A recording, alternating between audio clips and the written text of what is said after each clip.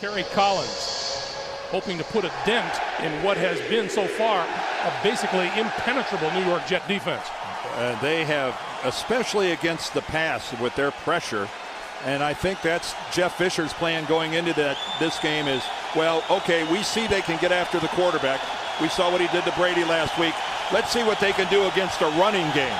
The New York Jets won the toss. They will receive. That's Leon Washington, second in the NFL, with a 29.5-yard per return average, and Barones kicks it away. Leon Washington a yard deep in his end zone. Across the 25 to about the 27-yard line. Sanchez calling the signals from his own 27-yard line.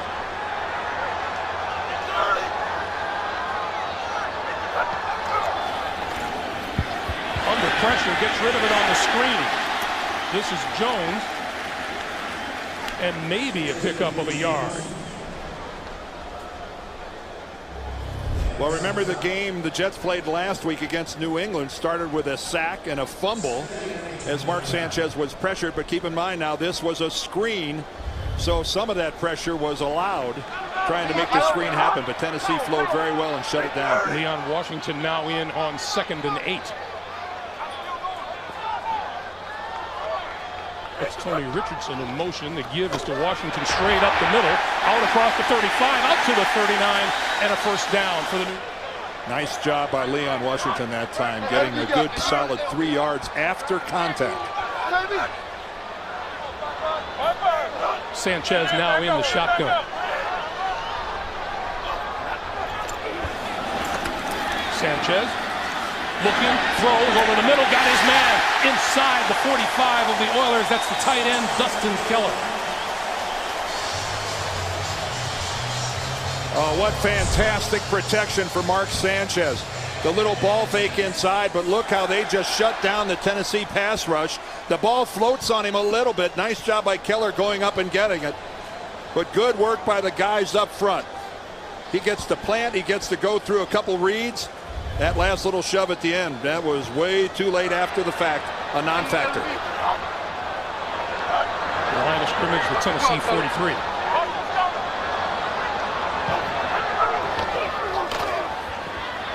Sanchez throwing, got his man inside the 30-yard line. That was Jericho Cotchery. And Cotchery bulled to the ground just short of the Tennessee 25. Oh, and look at the Jets' offensive line. Not only do they block for Mark Sanchez, but then they get downfield and try to peel some guys off of Cotchery after he makes the catch. Boy, what a strong series so far for this offensive line. A good pocket. Look at Sanchez able to step right up into the middle, and then they hustle downfield. Alan Faneca got a good hit before that play was over, 15 yards downfield. First down at the Titans, 26. Sanchez, 3 out of 3 for 37 yards. Quick pass to the near side. This is Cotchery turning the corner and tripped up. He's forward to about the 17-yard line. On 2nd and short yardage, Thomas Jones gets the ball and will get nowhere, courtesy of Keith Bulluck. Now Keith Bulluck coming home, telling us he had to get about 30 tickets for this game. He's from New City, New York, and played his college ball at Syracuse, and lots of friends and family here.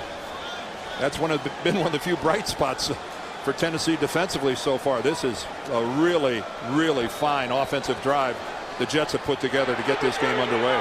Sanchez now looking at a 3rd and 3 and needs the 16-yard line for a first down.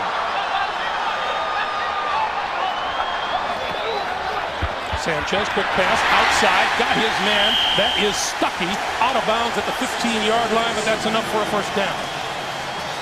Well, Brian Schottenheimer and Mark Sanchez getting everybody involved. We saw a big pass to Cotchery, and here comes a throw over here to Chancey Stuckey, who does a pivot. He's expecting this ball to be to the outside. It's actually to the inside. That is really quality work, spinning back to the inside and pulling that in for the first down. A week ago, Sanchez had 15 yards throwing in the first half. He's 5 out of 5 for 50 yards already. Leon Washington maybe a yard inside the 15 to the 14. Well, Tennessee's been gouged through the air.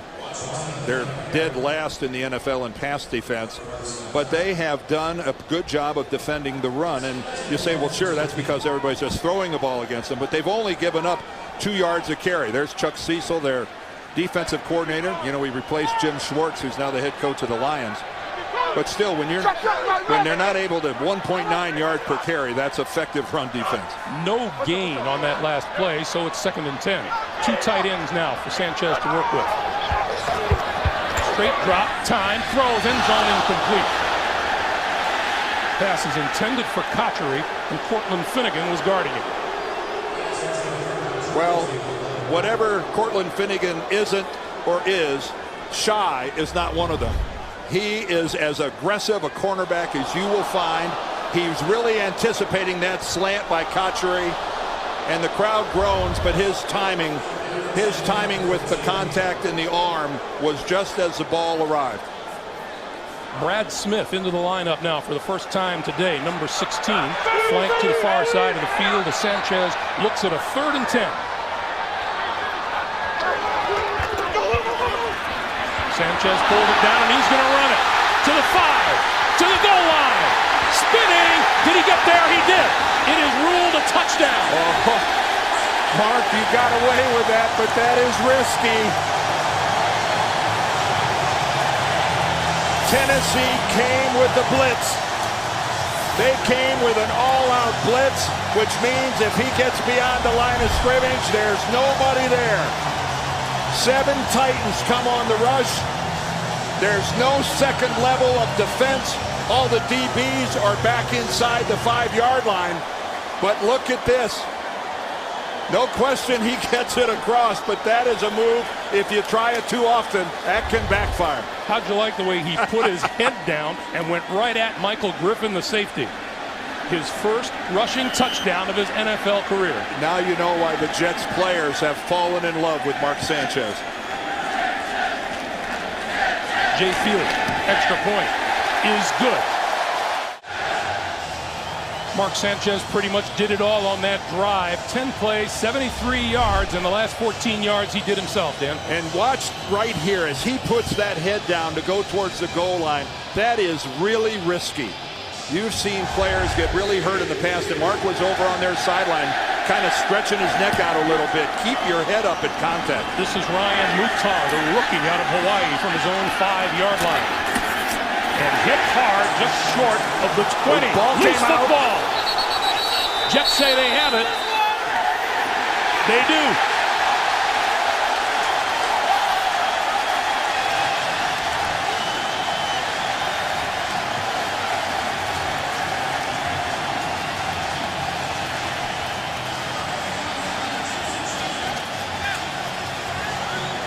Jason Trusnick looks like he came away with the football.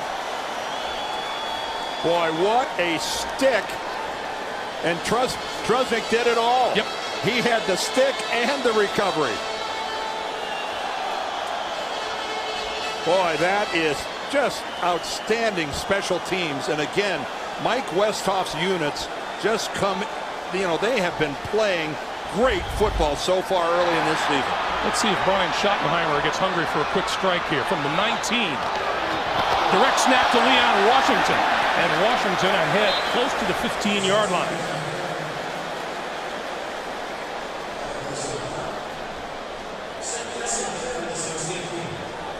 Well, Brian Schottenheimer calling in the plays.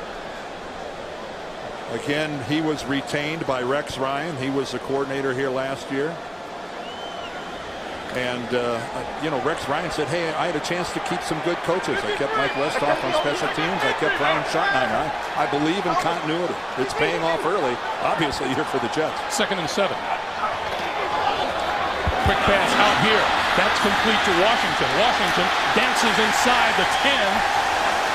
He's going to be called down at the 10-yard line. That'll be about a yard short of a first down. It'll be 3rd and 1.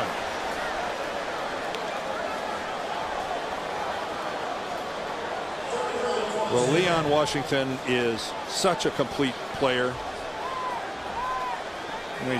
You look at him and you think, well, he's just an edge player. But you watch the guy play on a continual basis and you realize how comfortable he is running between the tackles. 203 combined yards a week ago in the win against New England. The give is to Thomas Jones. Jones with a first down to about the 7.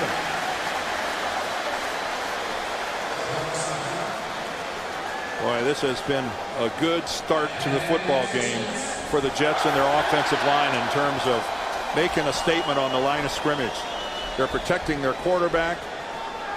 They're getting a good surge in the running game.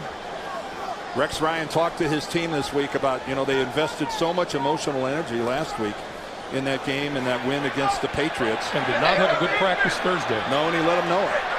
Said they rebounded nicely with a good one on Friday. But still, you just wonder about the maturity of a team.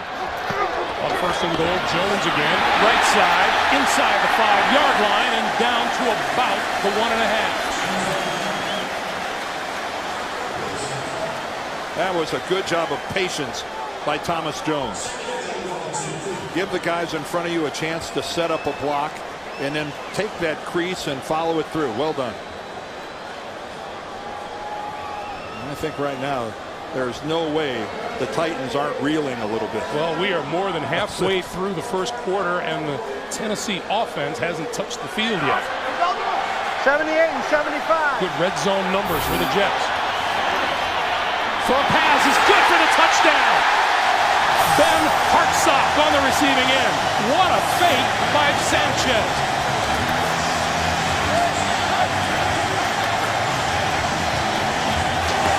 Well, that line, Greg, is pretty much what all 11 guys for Tennessee are saying. Because all 11 believe that Thomas Jones had the ball when he jumped up into the air. And Hartsock totally unattended. Nifty piece of ball handling there by Mark Sanchez. You saw the dip afterwards to hide the ball. Great call by Schottenheimer. The kick is up and good.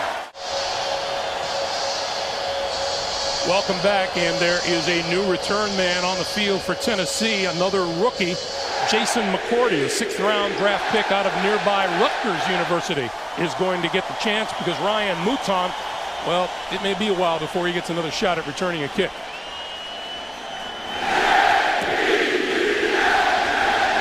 McCourty at the goal line. Across the 20, across the 25. The handoff is to Chris Johnson, and Johnson is buried behind the line of scrimmage. Bart Scott led the way.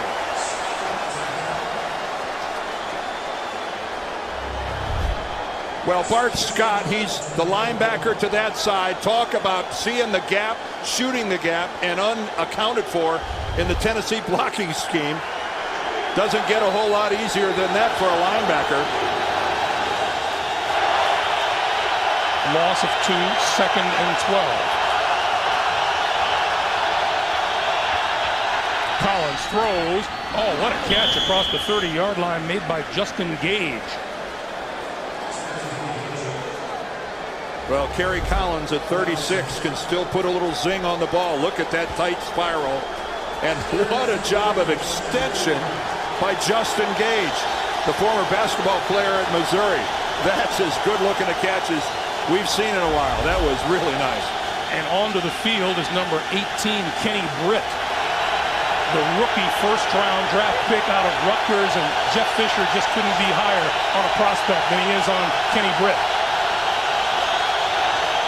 Collins popped up into the air, incomplete. Disrupting that play was Jim Leonard along with David Harris.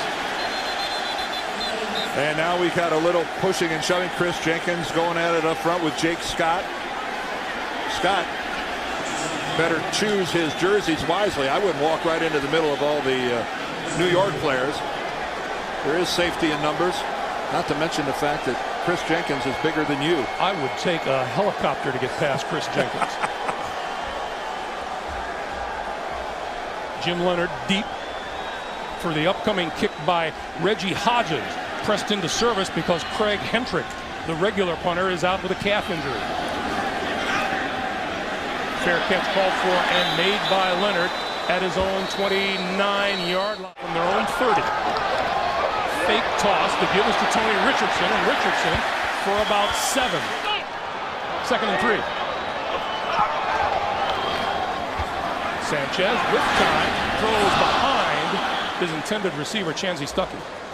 And he knows it. Well, obviously the Jets have had the ball the whole first quarter. Nobody knows that more than Jeff Fisher. And warning signals for Tennessee. The Jets offensive line is blocking the heck out of these guys up front. That first down play, the running play, they blew everybody 6-7 yards off the line of scrimmage. Sanchez is getting outstanding pass protection. You can't hardly start a game better than Ferguson, Faneca, Mangold, Moore, and Woody has started. Mark Sanchez is the best quarterback in the league on 3rd down, or in the AFC on 3rd down. That pass is complete for a first down out to the 44. He is 4 out of 4 on 3rd down today. Well, Nick Harper really going at it over here with Jericho Cotchery. You see him looking in the backfield the whole time, but that ball just gets there in a hurry. And yeah, he tries to dig it out, but Cotchery had already made the catch by that time. And Jericho Cotchery is quickly becoming a go-to guy for Mark Sanchez. Cotchery came into this game with 10 catches for 177 yards on the season. First down, Jets. Jones. Tackled by Jones. Hate to get in on the play-by-play. It's one of the tougher calls of the day. It is one of the tougher calls of the day. Jason Jones on the tackling end out of Eastern Michigan. And the Jets to the line quickly. Leon Washington in the backfield.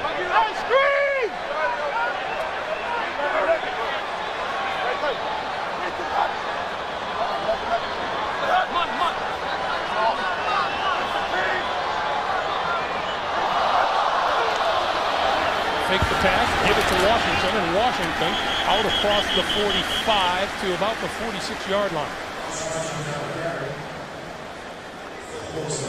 You saw a pretty good trademark of Tennessee there, that they would really like to just come with their 4 defensive linemen. Ever since Jeff Fisher has been the coach there, regardless of who the defensive coordinator is, they're a team that likes 4-man pressure, drops 7 into coverage. They don't like to take a lot of chances. You saw they took 1 chance with an all-out blitz, and Mark Sanchez ran for a touchdown. Sanchez has been perfect throwing the ball on 3rd down so far today. He has a 3rd and 6. Under pressure. Got rid of it. Incomplete. Well, in that time, a line stunt. Again, still just a 4-man rush, but Tony Brown loops around and comes up over center unblocked. See the loop right there? You see how he gets, and then he comes in behind his other defensive tackle, and by the time Nick Mangold can react to going back, too late. Well, don't ever say that Jeff Fisher is one to hold a grudge. Ryan Mouton is back to receive this punt at about his own 10-yard line. Well, you either replace the rookie with another rookie, so what's the difference? You got to grow up sooner or later. If he drops this one, I'll tell you what the difference is. Well, the difference is if he drops this, we won't see him again. Weatherford just barely got it away. Mouton just inside his 10-yard line and out of bounds just across the 20. I'm sure the Tennessee coaches would call that an offensive imbalance. Chris Johnson in the backfield on first down. This is only the 4th offensive play run by the Titans. Pass out here is complete to Justin Gage, and that's wrapped up at about the 23-yard line. Well, they've got to try to break Chris Johnson loose somehow. Whether it's a screen pass, a little flare out of the backfield. Got to get this guy involved.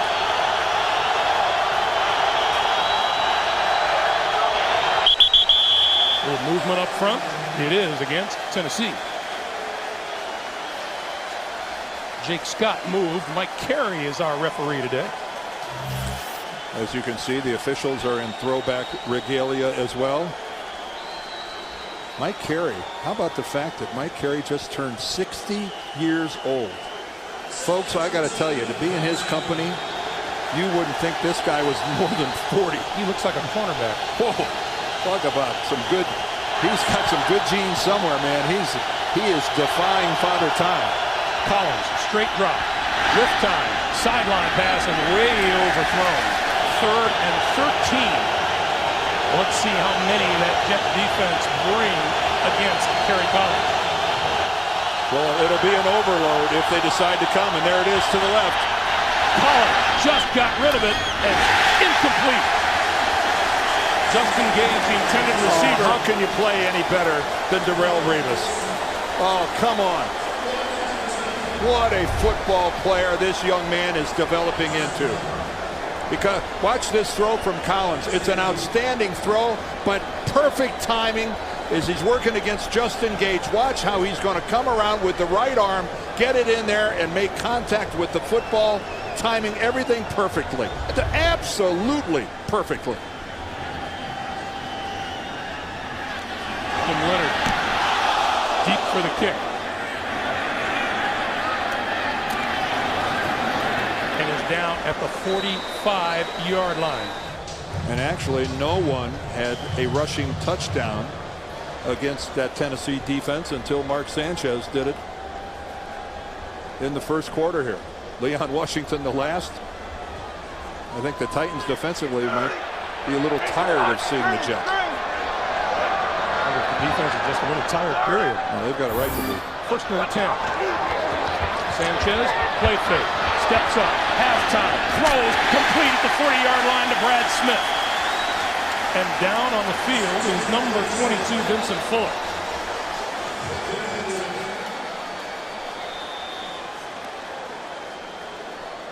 That was some heavy-duty contact, and Fuller got the worst of it. And they look at him. We'll take a timeout with 43 seconds to play here in the first. That's safety Vincent Fuller being taken off to the locker room off of this last play. Give a listen to this.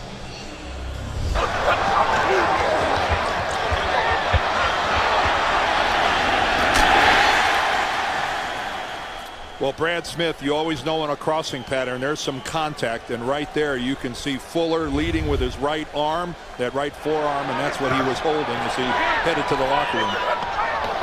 1st down inside the 40-yard line, and Thomas Jones made it to about the 36, and we are in the last 25 seconds of the first quarter.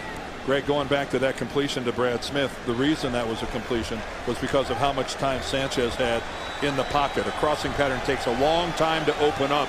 Mark Sanchez been under pressure once or twice, but by and large, he's been in the rocking chair back there. And the Jets aren't going to hurry things up. They will let the time tick down and change ends of the field, and we come to the end of the first quarter. Welcome back, everyone, for the start of the second quarter. So many impressive numbers favoring the Jets from that first quarter. 9 first downs to none for Tennessee, not to mention the time of possession. Sanchez on 2nd and 8 spreads the field. Low pump fake, throws over the middle, and almost got picked by Stephen Tulloch. Right now, Rex Ryan's guys have Tennessee reeling, and they're in trouble again. The rookie Ryan Mouton is the 5th defensive back here on 3rd and 8 for Tennessee. Sanchez under the gun, lost the football. Tennessee's got it. I think Javon Curse looked like he fell on it. Jeff Fisher looking for any sign of hope from his team. Well, this is as positive as you could hope for. Look how low Mark Sanchez is carrying the ball as he tries to get out of there. You could see Brown swatted the ball away right there, Tony Brown. And that's just careless ball handling by Mark Sanchez. You got to keep that ball closer to your body. You can't leave it low. That's just dangling it. That's too inviting a target for a defensive lineman to take a swipe at. 3rd sack of the season.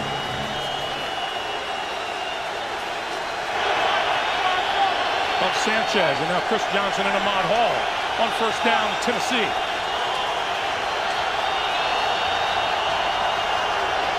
From the 45, here's Johnson.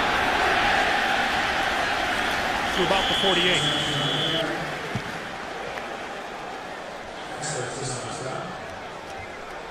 Well, that's a learning experience for Mark Sanchez. You know, that's one of those deals you coach and you work on his mechanics in the pocket. He has such great athleticism and can move around, and he's so comfortable on the move. But keeping that body, keeping the ball close to your body is part of the whole package. Any veteran quarterback will tell you that.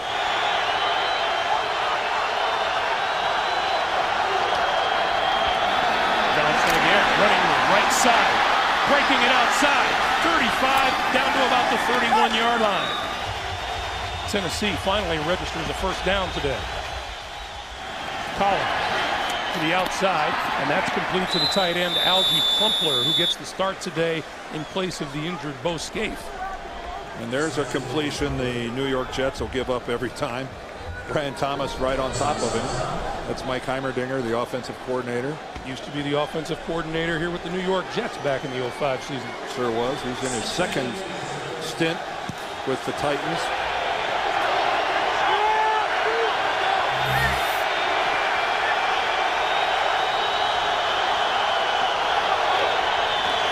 On 2nd and 8, Johnson spinning to about the 30. 3rd and 8. Collins over the middle, crossing pattern complete. Inside the 20, inside the 15-yard line is Nate Washington for a first down. Well, Nate Washington, the free agent pickup from Pittsburgh, you can see him working man-on-man against Darrelle Revis, but Washington was such good speed on that pattern, it's really hard for a corner, even as good as Revis, to stay in his hip pocket. And that's where the speed really comes into play. Nate Washington can run, fought him off with a stiff arm, in Tennessee, they're breathing. LenDale White makes his first appearance of the day in the backfield, and we get a whistle and a timeout called by the Jets. Tennessee looking to be the first this season to score a touchdown on the Jet defense. Here's LenDale White, right side.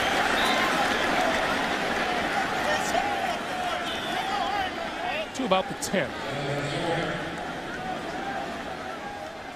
Yeah, it was. They've had a touchdown scored against the team, but that was after Mark Sanchez threw an interception in the opener. It was intercepted. The guy who intercepted it fumbled it. It was picked up and run in for a touchdown. So this Jets D, they've yet to give one up, and they're really proud of it. On 2nd down, this is LenDale White. Surging close to the 5-yard line, where it'll be 3rd and about 1. Well, this is Jeff Fisher's modus operandi, and that is this smash and dash with LenDale White and Chris Johnson. Even though LenDale White is considerably smaller than he was a year ago, he's still a power runner. Jeff says he's lost some weight and he's still losing. No, he wants him to stop. Jeff says, okay, enough already. Go have a cheeseburger. 3rd and 2. That's inside the 5 to a 3, and it'll be 1st and goal. Oh, and from the size of that hole, I thought initially that White was going to score, but he gets tripped up and stumbles on his way into the end zone because it's a beautiful hole. He's following his fullback, Ahmad Hall. Look at that crease to the inside, and he just gets tripped and stumbles. I thought he was going to walk right in. Looked like Bart Scott might have got a hand around the ankle. 1st and goal from the 3.5. White and Ahmad Hall in the backfield. White. Well, that to was about the 5. That was a screw up of some kind because Ahmad Hall, his fullback, goes to the right. I can't believe this play is not designed to not follow your fullback, but there goes Hall to the right, and then he tries to come back to the left. I think Ahmad Hall, look at that. No, I don't think that's by design. I think Ahmad Hall headed in the wrong direction. Jim Leonard made the play. 2nd and goal. 10th play of this drive for Tennessee. LenDale White. Touchdown. Well, outstanding job by LenDale White, and a good job of picking up Bart Scott, who came flying in. Boy, was he shooting the gap. Streaking from the left, there's Bart Scott, and he and Ahmad Hall meet about 2 yards in the Tennessee backfield.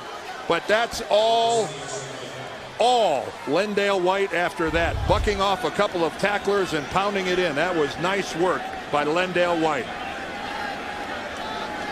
Lendale White carried the ball 5 straight times. The last one 5 yards and a touchdown.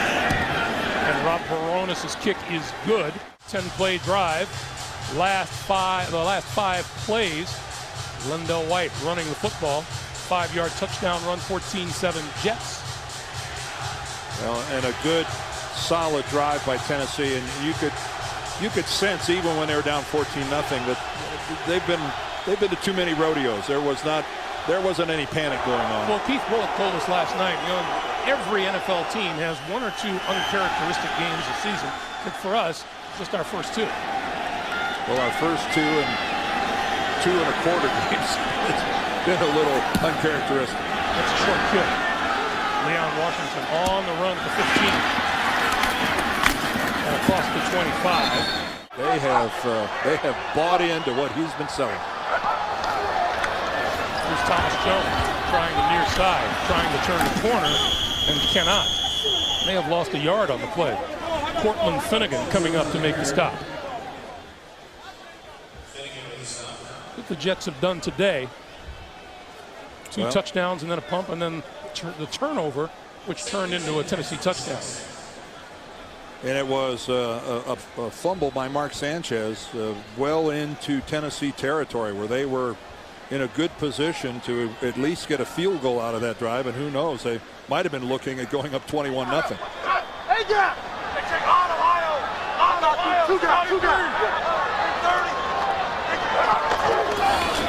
Leon Washington left side.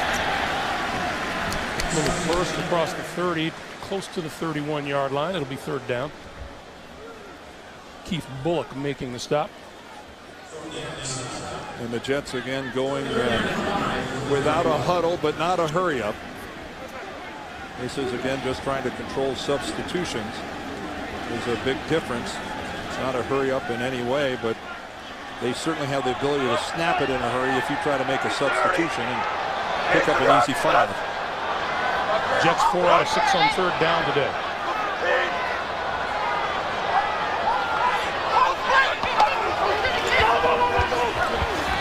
Sanchez hit as he let the ball go, and it falls incomplete. That was real close to an interception. Chris Hope figuring he should have had it. Well, you could see the pocket just beginning to shrink around Mark Sanchez. You see him looking off to the right, to the middle, back to the right, down to the middle again. And then I don't believe he was hit. That ball just slipped out of his hands. I don't believe no, he just lost it. The ball's a little wet, and he just lost the grip on it. Ryan Mouton deep for the punt. This one's going to take a bounce, and they will let it roll. And it'll be killed at about the 30-yard line. Johnson tries the right side, can't turn the corner, and is forced out of bounds. 7:15 to play in the first half. 2nd and 9, and Collins to throw. Deep turnout, he's got his man across midfield. That's Justin Gage, good for a 1st down. And you can't throw a pass any better than Kerry Collins just threw that. 36 years old, the toughest pattern to throw in football, the deep out, and look at this laser right onto the hands of Justin Gage. Rivas, Smith, both of them there, the coverage isn't that bad. I mean, Eric Smith is in a position to just be inches away. What a smoker from Kerry Collins. Kerry Collins creeping up on Boomer Esiason on the all-time list for passing yardage. And they've just gotten there with the strike to the 36-yard line to the rookie Kenny Britt. And again, Kerry Collins throws into a receiver that's pretty well covered. Again, it's Darrelle Rivas, this time working against Britt. He's right with him, and he is only a fingernail away from getting a hand on that ball, but it was another laser from Collins. Kerry Collins needs another 5 yards passing to overtake Boomer Esiason for 13th place on the all-time list as Chris Johnson moves inside the 35 to about the 33. Kerry Collins in his 15th season, his first 11 years, he went from Carolina to New Orleans to the Giants to Oakland. He says there have been some interesting times in those travels. And, you know, keep in mind, Vince Young supposed to be the quarterback of this team. That was the plan laid out 3 years ago. But Vince got hurt last year at the very beginning of the season. Kerry came in, and Kerry hasn't left. On 2nd and 7, they give this to Johnson.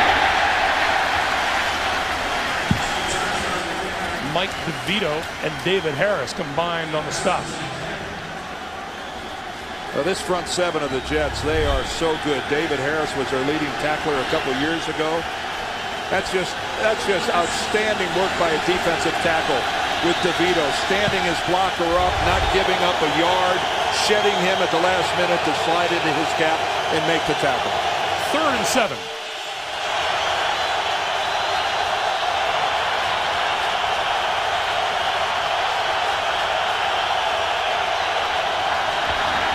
Collins with time. Throws this side and it's out of bounds. Intended for Britt.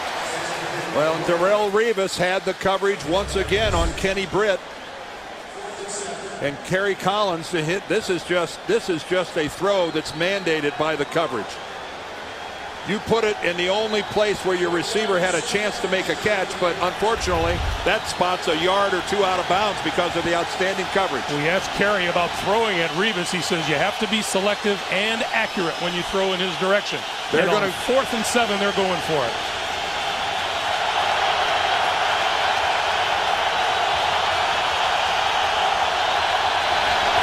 Collins, incomplete.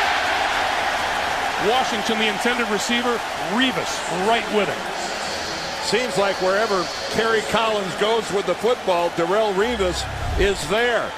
Whether it's on Britt, Gage, or this time Washington. Now, Darrelle Revis, he didn't know where the football was. He was going down. Man, talk about being in the middle of everything. Darrelle Revis held Andre Johnson to 4 catches for 35 yards week 1, and then Randy Moss 4 catches for 24 yards last week.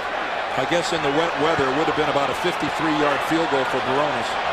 Guess they just figured he's not up to it. He does have a sore ankle. Sanchez to throw on 1st down, up the seam, incomplete. Intended for Cotchery. It'll be 2nd and 10.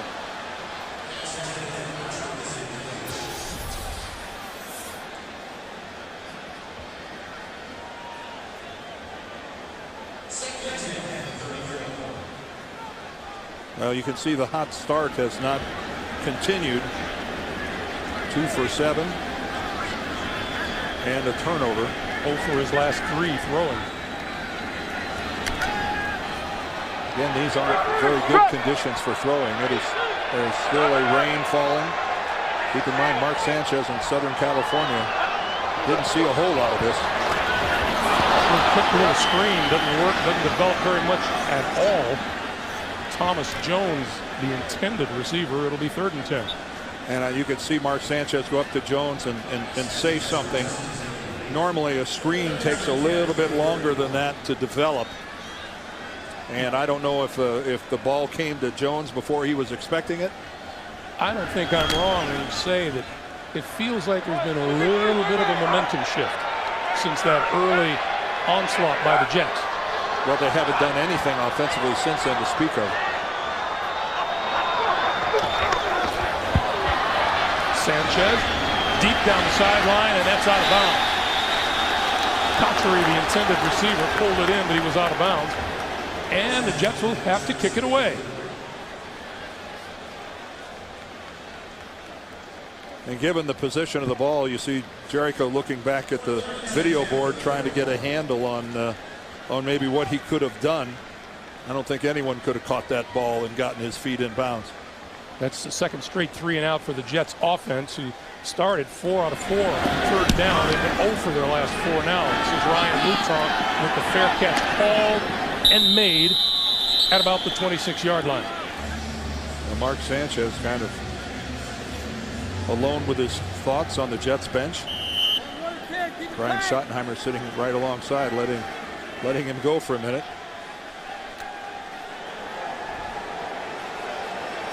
Kyle Vanden Bosch and his fellow defenders.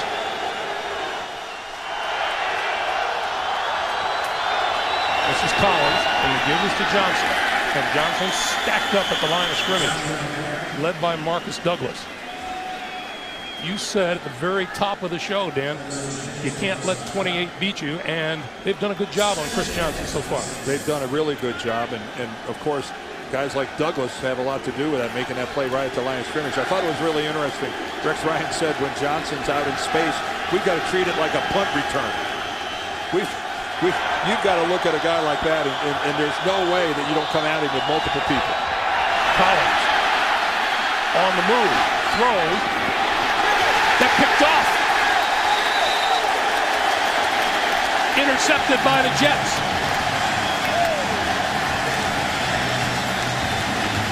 And a little scuffle on the sideline now as they try and clear the bodies away.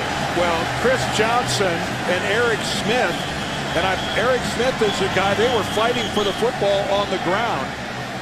Eric Smith, I believe, had the coverage on Chris Johnson. It's just right down the side. You see Collins looking left. He's going to come back to the right. There's Johnson going upfield, making the break, but the ball goes right to Eric Smith.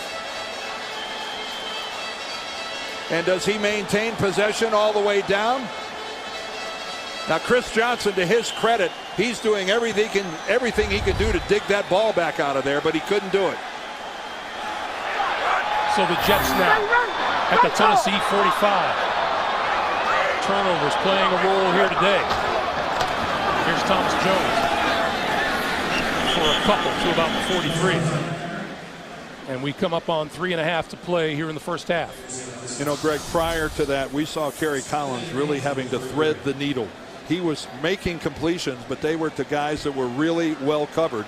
And, you know, he just tried it one too many times, trying to get the ball to somebody that was really well covered.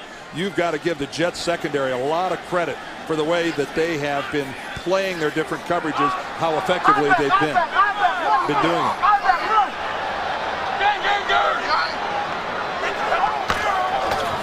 Quick pass, and that one got away from Sanchez. That's a fumble, looks like.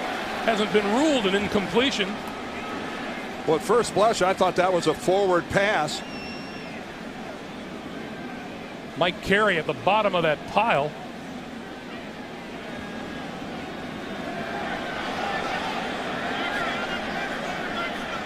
Well, this is going to be very interesting if the ball slipped. Jets ball. If the ball slipped out of his hand before he started his forward motion, did it? Oh, he'd never even, that's a fumble all the way. That ball never even, he loses control of this way before, just in his recoil, away it goes. That's the second time in the last few minutes that Sanchez has lost control of the football.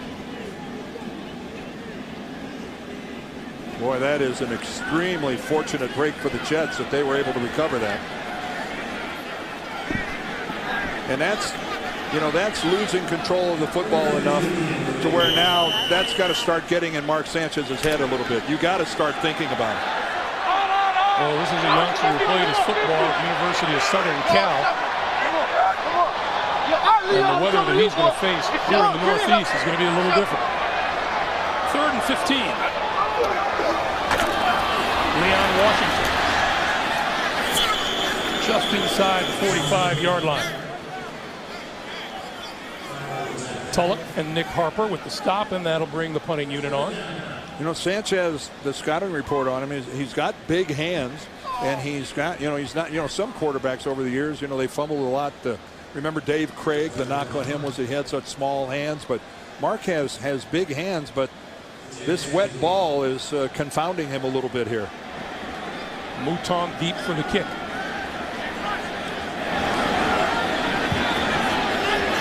Weatherford puts it up. They're going to let it bounce, and it rolls into the end zone. Minute 54 remaining here in the first half. The Jets with a 14-7 lead. Tennessee with the ball at their own 20-yard line and 3 timeouts remaining.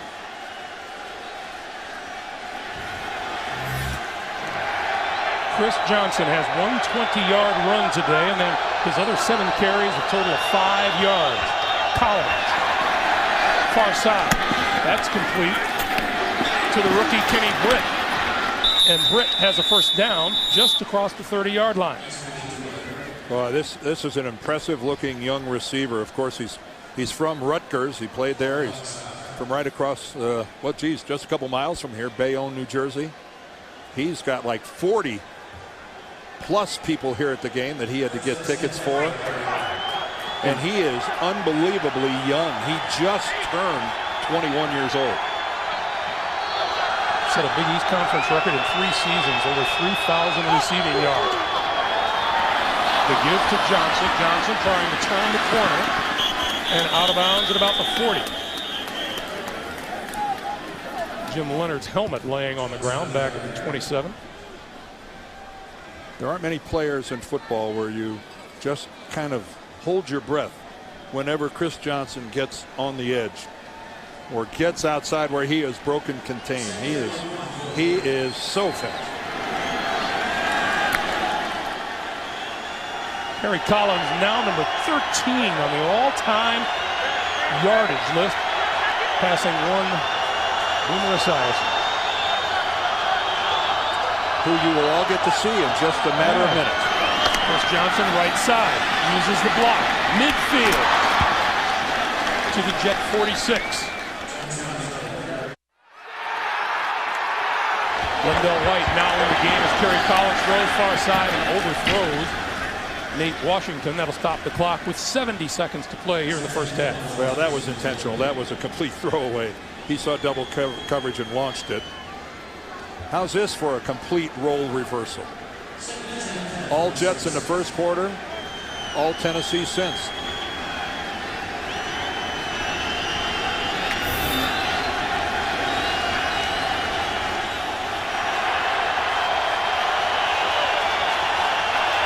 Lendell White still in the backfield for Tennessee. Here they come. Collins throwing near side, and that's complete and out of bounds to Justin Gage, stopping the clock at the 40-yard line. Boy, very nice job of pass protection by Tennessee. That was more people than the Jets usually send. They brought 7 people that time, and the Titans did a good job of giving Collins a chance to release it. How many times did we hear this, Dan? Like Kerry Collins said, we prepared for this defense twice last year. They were the Baltimore Ravens now. And it is exactly the same.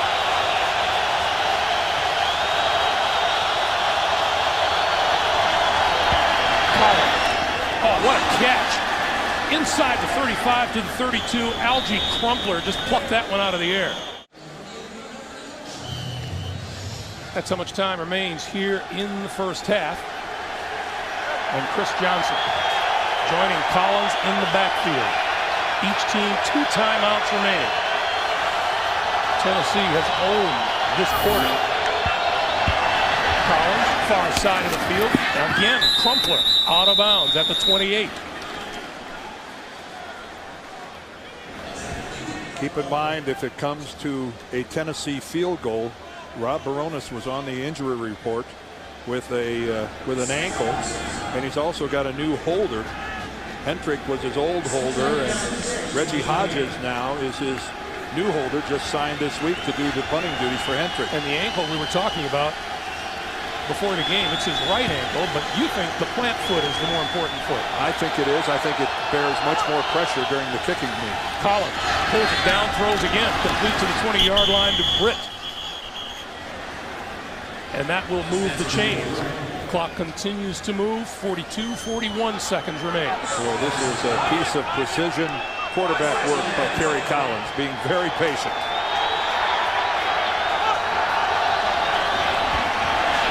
Collins throwing far side and overthrows everybody. Gage was there, covered by number 30, Drew Coleman. Boy, and some good pass rushing by the Jets up front really saved them, because I think Tennessee snapped that ball and there were 3 Jets linebackers talking to each other. They weren't sure what was going on yet. He got that snap off in a hurry before they had quite figured out what they were going to do. After a rocky start, This Tennessee team has recovered nicely.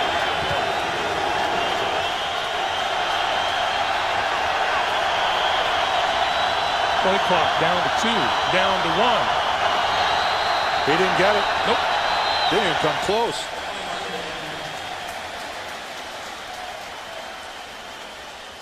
You know, that's one of those things you got to wonder, how can that happen to a 36-year-old quarterback, a 38-year-old center, and they're looking at the play clock here at the Meadowlands, which is only about 40 yards away from them, staring them right in the face. Kevin Mawae making his first visit back to the Meadowlands since his days as a New York Jet.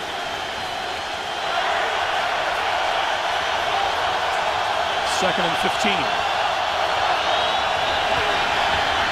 Collins under pressure and he goes down. Sean Ellis and Brian Thomas got to him, and the timeout is called by Tennessee with 18 seconds left. And Kerry Collins fortunate to hold on to the football, because while he's in traffic, and here comes the tomahawk move by Brian Thomas as he comes around the corner. He takes a big swipe here. Look at that swipe he takes at that football, and Collins gets caught with the ball away from his body and somehow had the strength to pull it back into his body, even though Brian Thomas had his arm on him. I'm telling you right now, that results in a fumble more often than not. So Tennessee down to 1 timeout, 18 seconds on the clock, and 3rd and 18 from the Jet 28.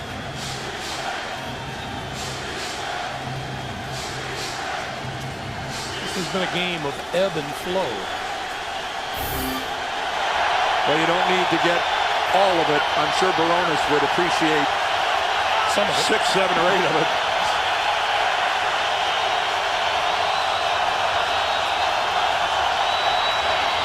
Collins throwing near side, and that is complete and out of bounds as Chris Johnson at about the 20-yard line. And here comes Barones.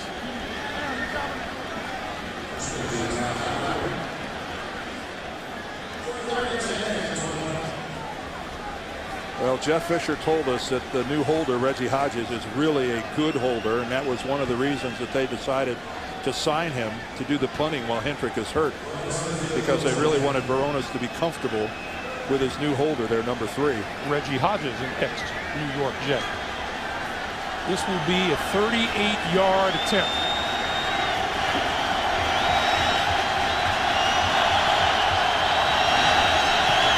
On the way, and looks pretty good.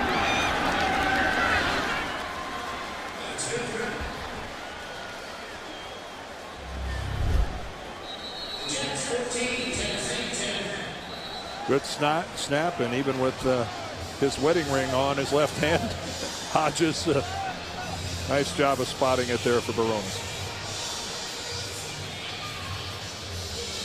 So Barones puts the cap on a 60-yard drive. Tennessee went 60 yards in 1:46 and gets 3 points on the board before halftime kicks in. And Barones gives a little love to his holder. He was on the injury report, as I mentioned, and Jeff Fisher made him get out and kick yesterday morning before they left Nashville. Barones goes, I don't normally kick on Saturday, and Jeff goes, you're kicking now. And down 14-0, I'll guarantee you everybody in a white jersey says, I'll take this going to halftime. Absolutely, a little squib kick here. And that's picked off by Jericho Cotchery, who's looking for running room on the near side and gets it across midfield. And time expires here in the first half. Oh, that looked to me like when that play was over, there was still 2 seconds on the clock. Let's see if the officials see it that way. I think Mike Carey, you can read his lips. He says put some time back on the clock. Yeah, 2 seconds. I don't want to run the game from up here, but it was pretty obvious there was 2 seconds.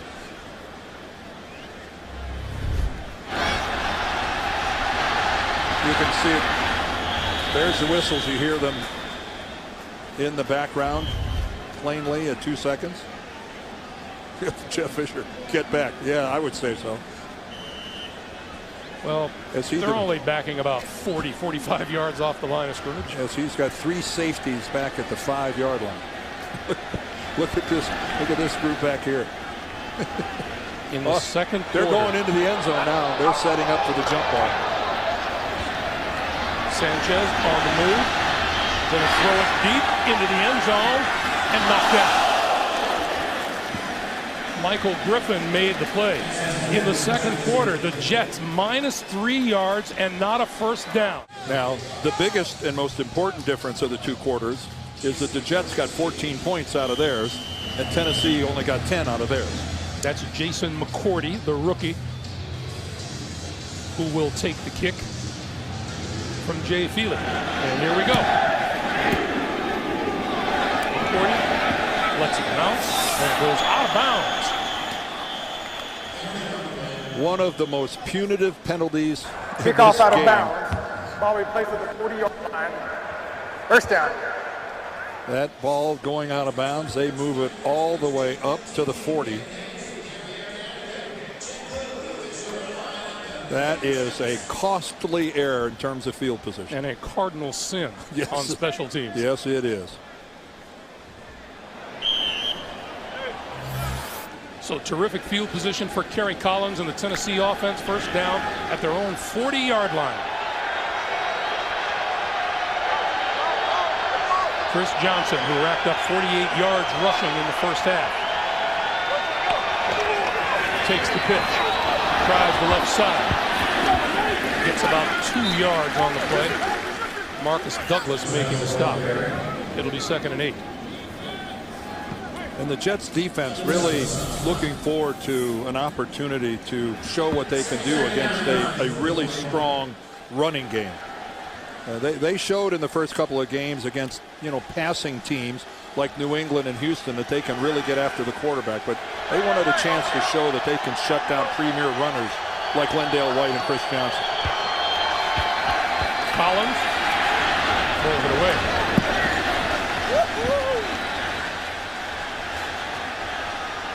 Third and 8.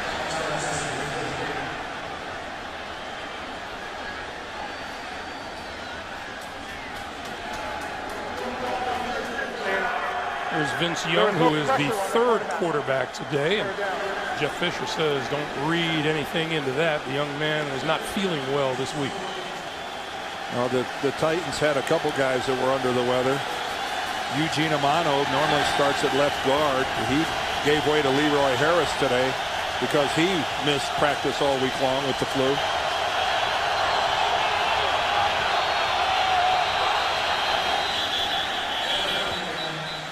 Another delay of game.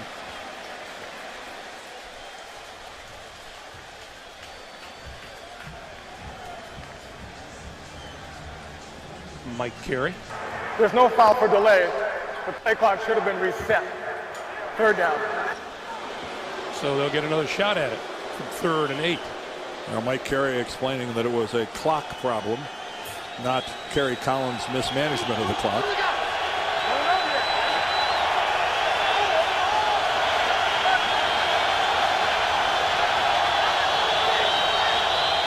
Third and 8, and here come the Jets. And nope, we get a whistle.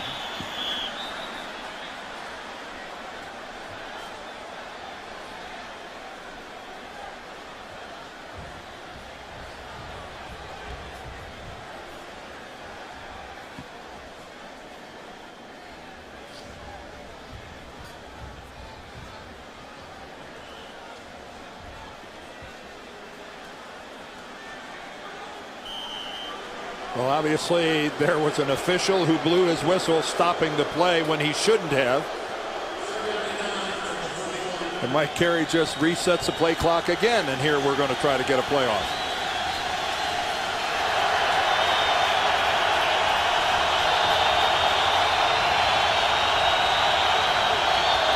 No huge rush by the Jets this time. Collins up the middle and got his man at the 40. Almost to the 30-yard line is the rookie Kenny Britt. And a first down. Boy, and the Jets had double coverage on Kenny Britt that time. Take a look at him. He's starting to the outside. Revis is with him. Revis, and then there's David Harris underneath. And Harris has that hook zone underneath, and Kerry Collins threads it right past Harris and right past the outstretched hand of Revis. Yeah, Kerry Collins has thrown some really accurate balls here this afternoon. Kenny Britt is 6'3", 218, 4 catches, 59 yards on the day for him. This is Chris Johnson, and Johnson buried back behind the 35-yard line. 2nd and 13. Straight drop for Collins, throws, wide open as Alge Crumpler to the 10, to about the 7-yard line. It'll be 1st and goal. Well, now that is a big target. Kerry Collins again enjoys a good pocket. He's able to stand in here, but you can see there's man coverage going on downfield. And again, the Jets look like they might have been a little confused. Awfully big hole underneath that coverage. You don't expect a big tight end like that to get that lost and disregarded. 1st and goal from the 8.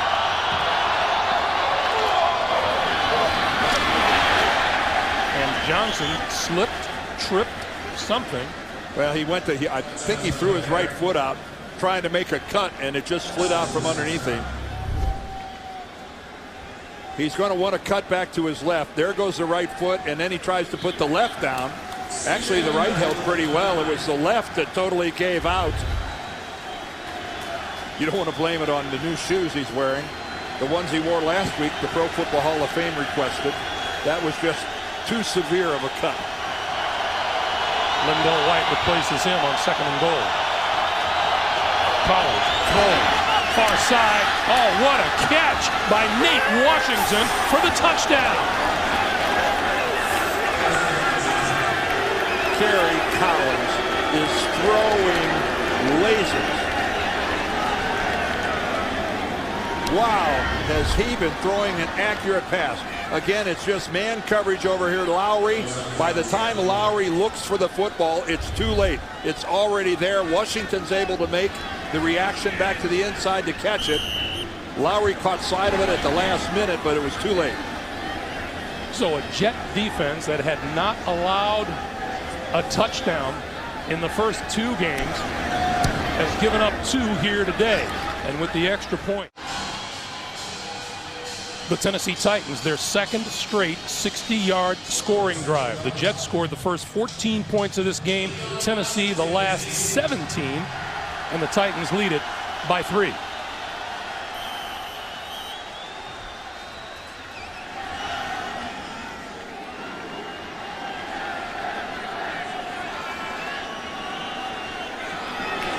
This Jets defense rated #1 in the NFL coming in.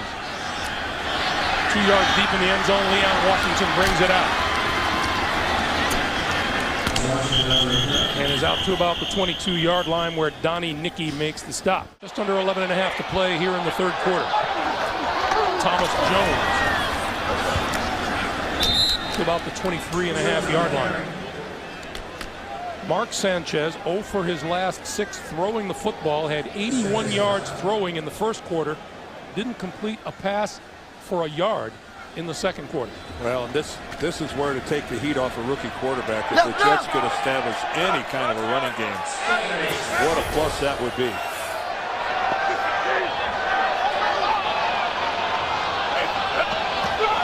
Second and 8. Sanchez gonna go down inside the 15-yard line. 3rd sack of Sanchez today. Jacob Ford and Tony Brown in on it. Well, Sanchez so good at moving around, trying to buy himself a little time. He's looking down the middle of the field. He does buy himself a little time, but then it just disintegrates on him. He's got nowhere to go, but protect the football. That's it. Pull it back in. That was a good job by Mark Sanchez. Did you see he learned his lesson from the first time? He saw traffic, and he pulled that football right back into his stomach. Now a big 3rd and 17, and Leon Washington onto the field for the Jets.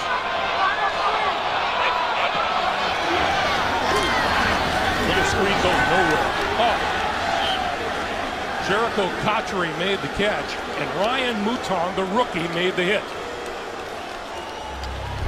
Well, this little quick little cross right here, that works maybe if you're against the zone.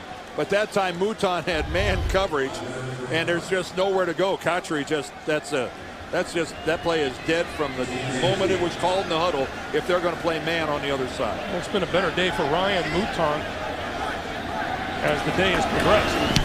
He's back now for this kick. And he'll call for the fair catch and make the catch.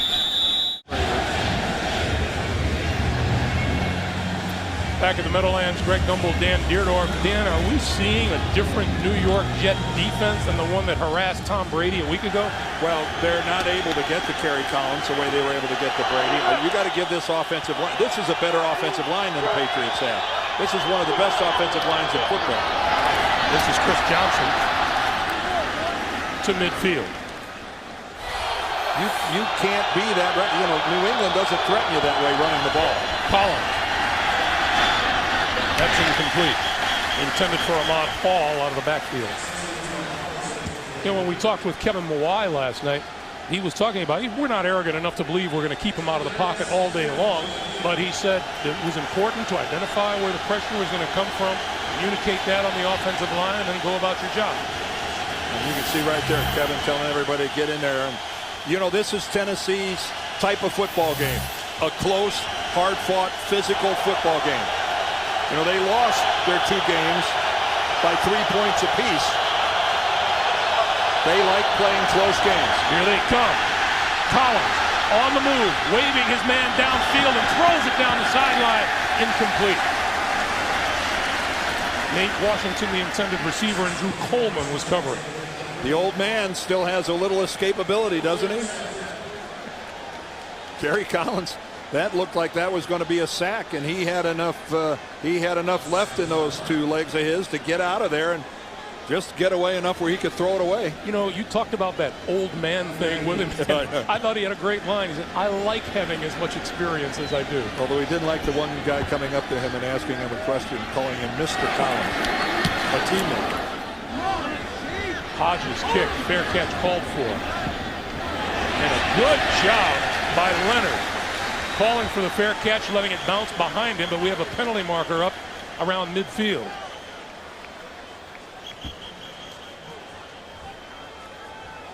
There was no foul for offensive holding. All of the action was legal. Welcome back to the Meadowlands. Getting a little bit foggy. And the New York Jets have pretty much stalled on offense. They've had 4 straight 3-and-outs on offense. Just under 8.5 to play here in the third. And a little movement up front. This looks like it's going to back the Jets up 5. You know, Damian Woody came up out of his stance. Offense, number 67. 5-yard penalty is still first. And it continues to rain here at the Meadowlands. Well, the forecast was for it to stop this morning. So much for that. And be pretty decent this afternoon. Yeah, that's exactly right. So much for that. Might be raining harder now than it has any time since the game kicked off. On a couple of occasions, Sanchez has had trouble controlling the football. Thomas Jones goes nowhere. Stephen Tulloch led the drive to stop him. Boy, and yet the Jets just couldn't have looked any sharper and any crisper in the first quarter of this game. Their offensive line was controlling Tennessee. Sanchez was sharp on his throws. The backs were getting some running room in there. And boy, it is just like the plug has been pulled on this offense since. Thomas Jones, 9 carries for just 11 yards today. Correct snap to Washington, and Washington out to about the 18.5-yard line. And you know what? That's the Seminole offense for the Jets. And you know what? Pretty good job of Brian Schottenheimer trying to shake a little of the rust off of this thing. Let's see if he can't make something happen. And this isn't something they just put in this week. They've been running this for a while. Good look there at Marty's son, who's really come into his own. 4th year as the offensive coordinator for the Jets. 3rd and 11 now.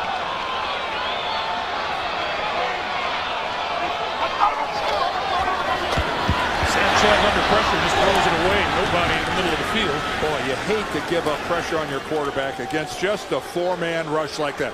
But again, it's the line stunt. It's the loop coming up the middle. Take a look at that. That's Javon Hayes coming around like that, and Faneca tries to get back in on him. Jets' third down offense has gone nowhere lately. 5 straight 3-and-out. They started 4 out of 4 on third down. They've gone 0 for 7 since. Ryan Mouton deep for the kick.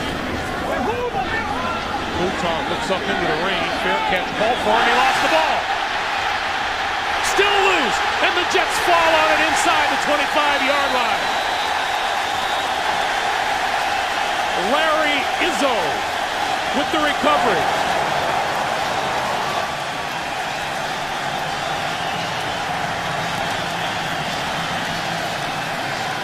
What a day for the young man. Well, what a couple of weeks for the young man. The ball just seemed to surprise him, being about a yard deeper than he thought. What a great job, though, by Brad Smith of not letting Mouton loose to go back and get after the football and try to recover it. Give Brad Smith an assist there of not letting Mouton get back in on it. Jeff Fisher tries to keep his spirits up because you know what? There aren't that many options for Tennessee. We showed you at halftime Jeff Fisher returning an 88-yard punt for a touchdown. Third turnover of the day. Here's the pitch to Washington, left side. To the 21. You know, Brad Smith was the gunner on that play, and here he comes right there, number 16. But when he sees Mouton trying to recover the ball, now he doesn't know there, but he does a good job of tying him up and holding him and freeing it up for his teammate Izzo to come in and recover it. Special teams specialist Larry Izzo.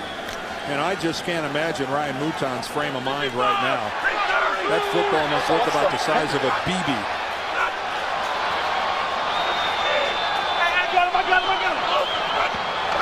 Second and 8. Sanchez to throw.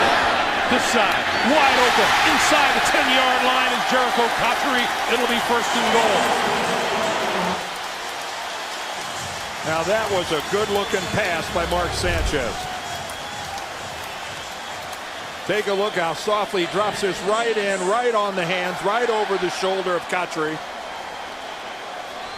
A good grip and a good tight spiral there.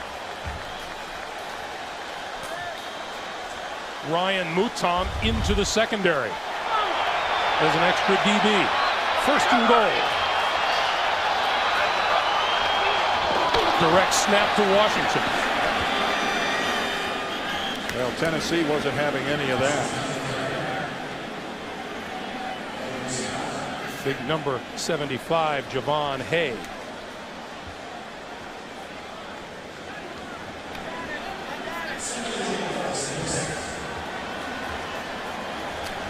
Those of you joining us here at the Meadowlands, welcome. Greg Gumbel, Dan Deerdorf. The Jets off of a turnover with a second and goal opportunity at the Tennessee 6. They trail the Titans 17-14. Sanchez on the quick slant. Touchdown!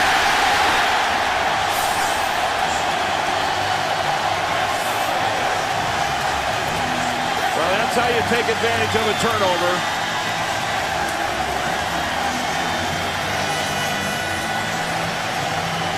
Mouton can't handle the punt. You get the good field position and a couple outstanding throws from the rookie quarterback. That's good tight coverage in there on Jerricho Cotchery, but a perfect pass can't be defended. Right there, right between the numbers, right in the chest. Jay Feely's kick is good.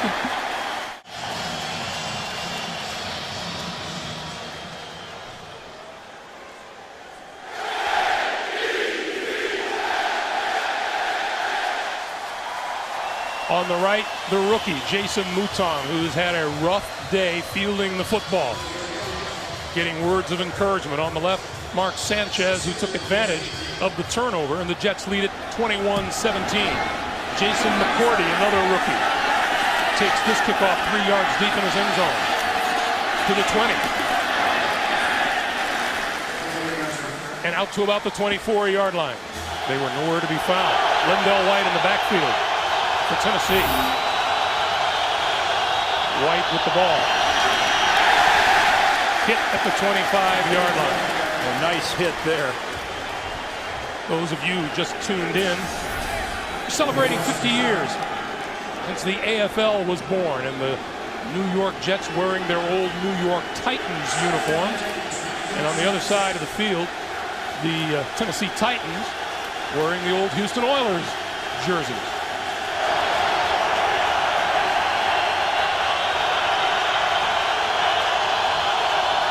Continues to drizzle on the field. Collins under pressure, breaks free, slides down at the 30-yard line. That'll be about 5 yards shy of a first down. Now there's a veteran quarterback realizing his limitations out in space and going down. That was a parallel slide.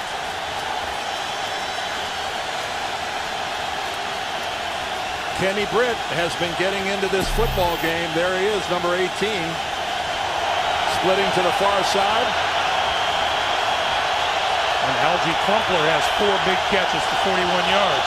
Here come the Jets. Collins broken up over the middle by number 33, Eric Smith, intended for Crumpler. And the Jets came with all-out pressure, so you know that it's man coverage. Take a look at this. Good job by Kevin Mawai of picking up the blitzer. And that was just outstanding coverage. Look at how that went through Brian Thomas's hands.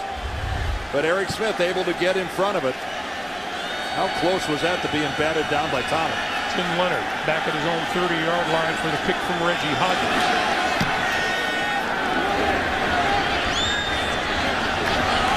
Shakes a tackle at the 30. Back to the 40.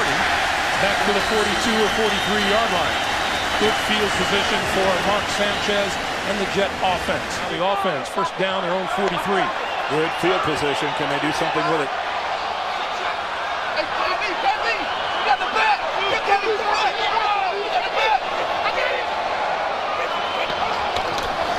Sanchez on the money to Cotchery across midfield and into Tennessee territory. Boy, I like that formation. It's a power formation. Everything looks like they're going to run off tackle to the left-hand side. And what do? They come back after play action to the single receiver pattern to the other side on a quick slant. Brian Schottenheimer, well-designed play, and Sanchez a good job of execution. And they're in another power formation now.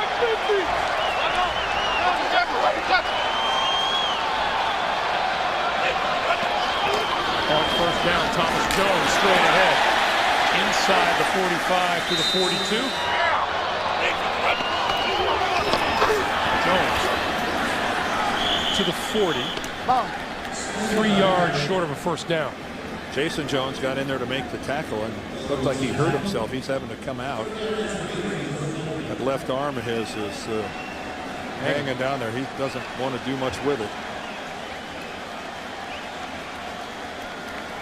Kerry Collins wants his chance to get back in there.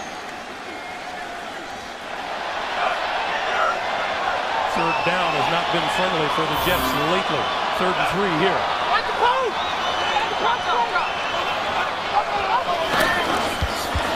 Give it to Washington. Washington, there's a penalty marker down, throwing it back to Sanchez. Sanchez to the 25 and out of bounds, but let's check the marker. Leon Washington says face mask. Holding, offense number 74. 10-yard penalty, still 3rd down. Penalty is on the center, Nick Mangold. Well, Brian Schottenheimer, he had one dialed up, but they didn't deal on this kind of penetration. And you're asking the impossible of Nick Mangold. Yes, he's got the jersey of Tony Brown, but you're asking the impossible if you think that a center can come all the way over and keep the guy lined up on the outside shoulder of the right guard from getting upfield.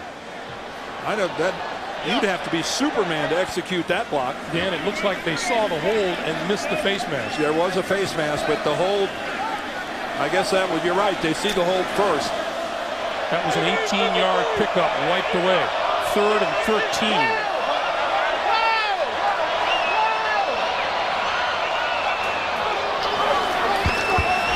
Sanchez flips complete to Dustin Keller, and Keller just inside the 45-yard line, well short of a first down.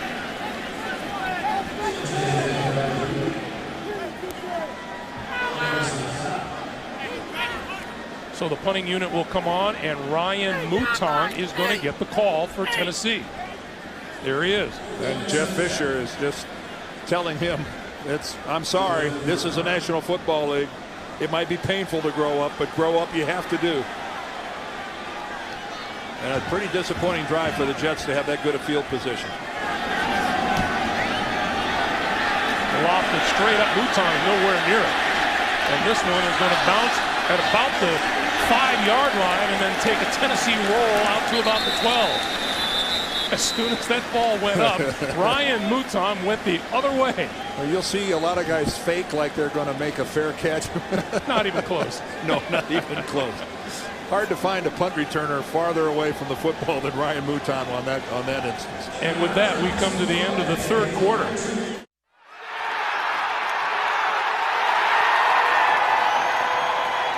Kerry Collins got rid of it in and out of the hands of Justin Gage. Darrelle Revis was right on him, but under pressure, that was a pretty good throw from Kerry Collins. Yes, it was. Who I think has been throwing the football exceptionally well today. Numbers-wise, he's 15 of 28 for 170 yards, a touchdown and a pick. But he's thrown 4 straight incompletions now as we get underway here in the 4th quarter. But his accuracy on those, he's thrown some pinpoint passes.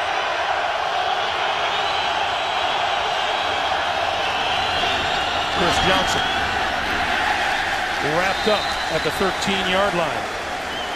Tennessee has been averaging about 6.5 yards a rush. Good for number 2 in the NFL coming in today, less than 3.5 carry. And Johnson individually came into this game averaging over 8 yards a rush. So you can see that a very effective job by the Jets of controlling the Tennessee running game so far. 3rd and 10. Johnson, nowhere to go.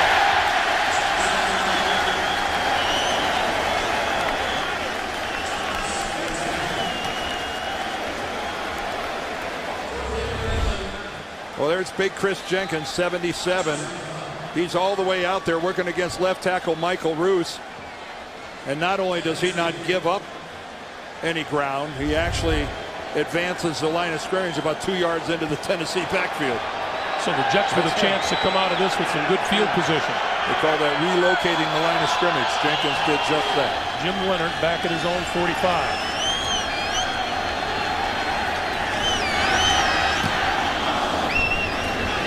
Hodges gets it away. Leonard, fair catch called for and made at about the 40-yard line. Tennessee defense came into the action today 26th in the league, giving up more than 388 yards. Today the Jets have managed just 168.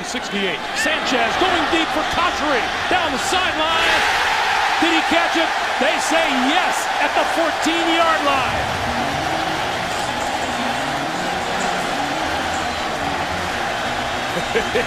And Mark Sanchez runs all the way down to Jericho Cotchery. Sanchez found the single coverage, and look at how good the coverage was. I mean, take a look at McCourty. Look how close his hand doesn't come. It doesn't come more than 2 inches from that ball. Did he hold on to it? Jeff Fisher has thrown the challenge flag. Well, now remember, the ball can touch the ground as long as it's in your control. The ruling on the field is a catch at the Did he sideline. get both feet down? Being challenged by Tennessee. I thought he did. We got to start with the feet and then go to control when he hits the ground. Well, what's at stake here is a 46-yard gain if Mike Carey agrees with the call on the field and he's made his decision. After review, the receiver had complete control, 2 feet down inbound, and control after he hit the ground. The ruling on the field is correct. Tennessee will be charged with their first team timeout. This look will be very definitive. There's the catch. The left foot's down. The right foot well inbounds, and then watch the football firmly in his control when he hits the ground. All the elements of a successful catch. Tennessee's pass defense, dead last coming into the action today, had given up just 93 yards passing until that 46-yard game. Cotchery with his 9th career 100-yard receiving game. First down now at the Tennessee 14. Direct snap to Washington. Washington to the 10.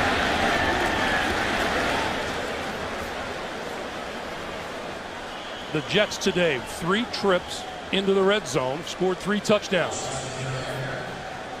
That's Chuck Cecil over there, the new defensive coordinator for Tennessee. Remember, their old coordinator, Jim Schwartz, is taken a turn of trying to turn around the Detroit franchise. That's been tried before. Jones and Richardson in the backfield.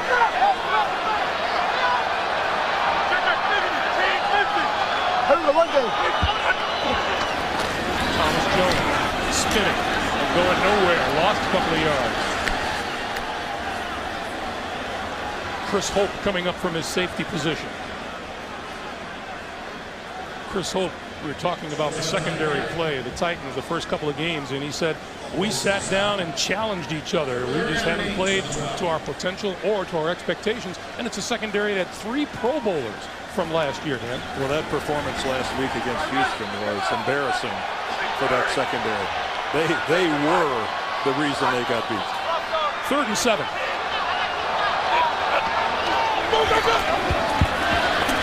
Sanchez pulls it down, on the move, throwing for the end zone. Caught? No, out of bounds. Tony Richardson couldn't stay in bounds. But that's what Mark Sanchez can do with that athletic ability of his, is extend a play and extend it for a long time. Asking an awful lot of this secondary. Tony got 1 down, but his momentum made it impossible to get the other foot in bounds. So Feely will put this one up from 30 yards out. He's made 18 straight.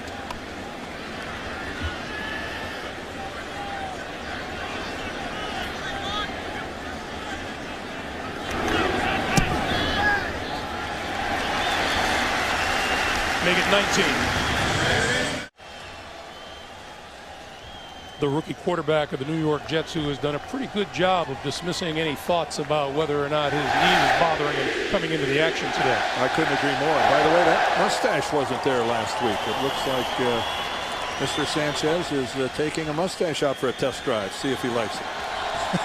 You know, if it's there 15 years from now, folks, you can remember the first time you really saw it. You know, if he wins today, he can do anything he wants to do. Here's Jason McCourty, the rookie. Out to about the 23-yard line. Look at that. 11 completions of 20 plus. A defense and a coach that prides itself in not giving up big plays. And they have it for years. 11 and a half to play. Here's Chris Johnson still trying to find running room, and he does. Down the near sideline. Caught at midfield and into Jet territory at the 47-yard line. That's why, even if you've only been running it with modest success, you don't stop. You can't stop being who you are. You can't stop giving this guy touches. And this was so close. This was really, really close. 30-yard gain by Chris Johnson. First down to the Jet 47.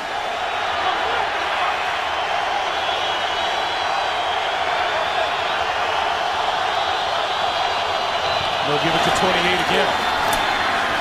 This time he gets a yard to the 46. Boy, talk about twists and turns in this game. The Jets scored the first 14 points of the game. Tennessee scored the next 17. The Jets have scored the last 10. Well, the Jets are hoping that trend doesn't continue, because then it'd be Tennessee's turn to score some points.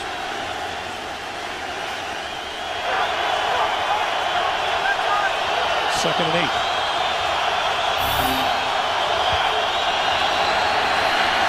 Collins throwing. Incomplete on the far side of the field. Good job by Kerry Rhodes. He's got the deep outside, and then he gets over there, and boy, does he burst the ball. He closed in a hurry. He sure did close in a hurry. Got there in plenty of time to make the play. Collins 0 for his last 5, and now here comes the crowd as Collins looks at a 3rd and 8.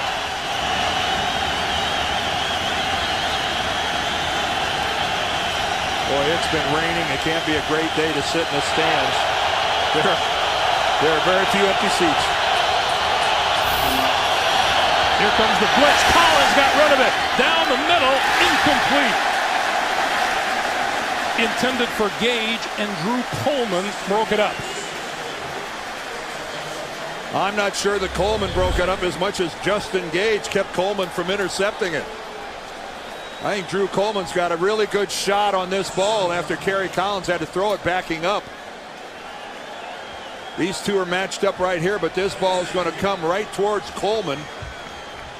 And a good job by Gage. It was high on the outside. It would have been a heck of a catch. But all of a sudden, Gage is the one who became the defender. Hodges will kick this one away.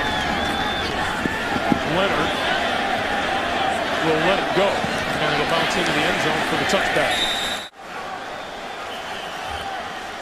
Welcome back to the Meadowlands. First down for the Jets on their own 20-yard line. 9:52 to play here in the 4th quarter. The Jets have not run the ball very well today. They lead 24-17, and they'll give to Thomas Jones, who has just done nothing. He's lost a yard or 2 here. Well, Leon Washington has gotten a little something done in the running game, but they just can't get anything for Thomas Jones. I mean, check that out. 13 rushes for 15 yards. Talk about ineffective. That's as bad as it gets. They just can't find any running room. And here comes Washington. Maybe he could find a crease. Loss of 1 on the play makes it 2nd and 11.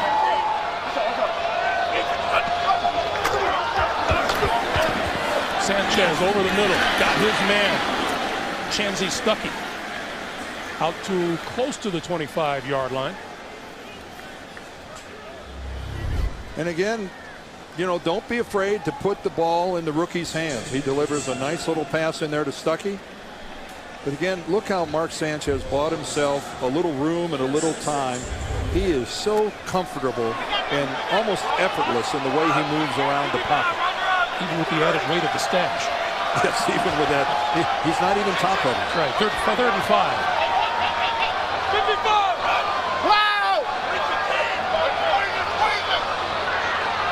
You can see he's changed everything up. And with the play clock winding down, he calls timeout. The Jets burn their first timeout in the 2nd half. So each team now with 2 timeouts remaining. Mike Heimerdinger and Kerry Collins over on the Tennessee sideline planning their next possession. You think there's many things that Collins hasn't seen yet or heard?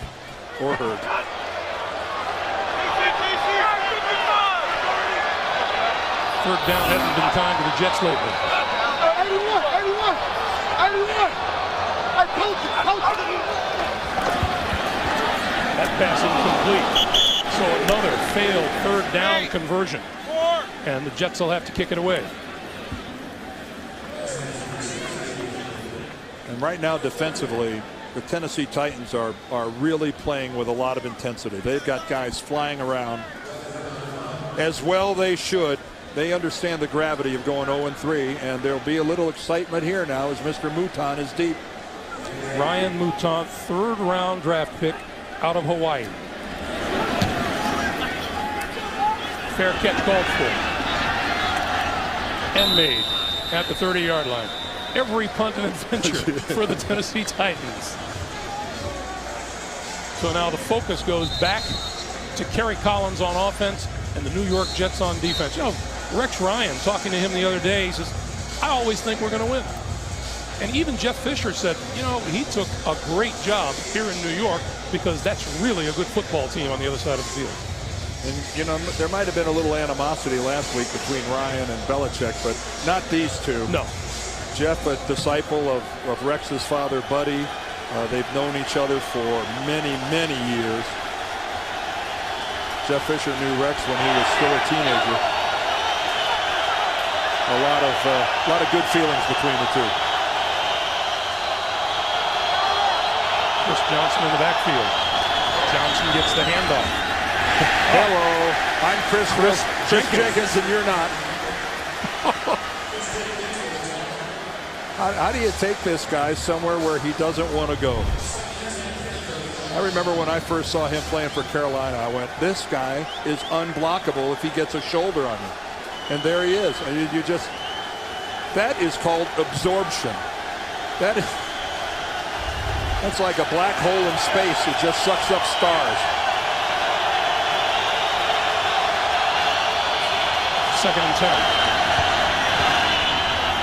That one's off the hands of Nate Washington, and that should have been a completion. Instead, it'll be 3rd and 10. Oh, that was everything you needed. That was everything you needed for a completion.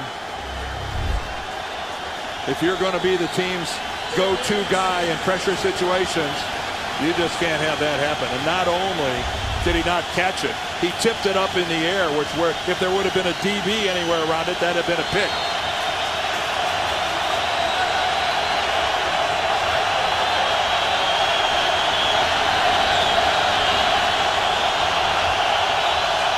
Here come the Jets. And Collins just threw it away. The classic overload by the Jets. They just bring more people to one side. They just bring more people to one side than you have people there to block. This time it's going to be from the offense's left. 4 rushers on that side of the center, and Kerry Collins has no chance. Chris Johnson. Ooh, that's his right tackle, David Stewart. He comes back and drops Jim Leonard.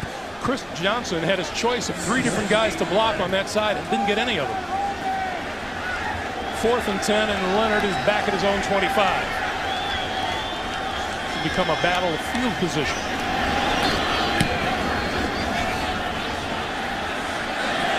Leonard going to try to return this one. Dodges the first tackler, trying to get to the outside. Cuts back. He's down to 40, 45. Down the sideline and into Tennessee territory. It looked like the punter, Reggie Hodges, made the saving play. And I'm telling you what, Rex Ryan brings a couple guys with him from Baltimore. One, Bart Scott, and second of all, it's this guy, Jim Leonard. And not only is he a good player in the secondary as a safety, but what a punt returner this guy is. Just good instinct. He's not doing it on athletic ability. He's not doing it on being the fastest guy in the league. Man, is he steady. 45-yard punt, 37-yard return. Now the Jets set up at the Tennessee 39. Leon Washington squeezes through to the 37. The 5th time the Jets start in Tennessee territory.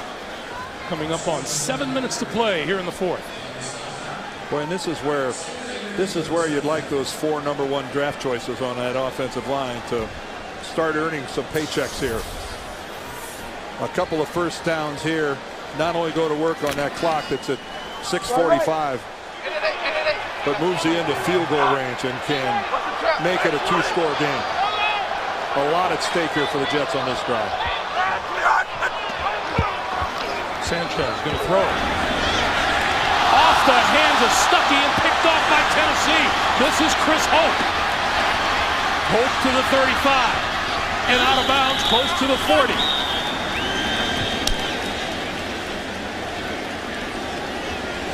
Just like that, the tide changes. Well, we saw in Tennessee's possession a pass that deflected off Nate Washington's hands go into the secondary, but there was nobody there to get it. That ball is high from Mark Sanchez. It goes off of Stuckey's hands right into the arms. That ball just floated on Mark Sanchez, and all Chris Hope had to do was basically just stand there. It came right to him. That would have been a completion if that ball wouldn't have been so high for Mark Sanchez.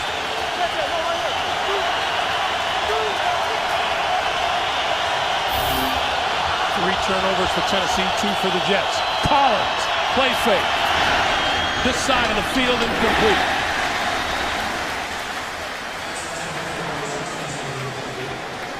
6 minutes, 17 seconds to play in the fourth quarter. What's at stake? Well, for the Jets, how about a 3-0 start to the season? And for Tennessee, avoiding an 0-3 start. This, the team that had the best record in the AFC during the regular season a year ago.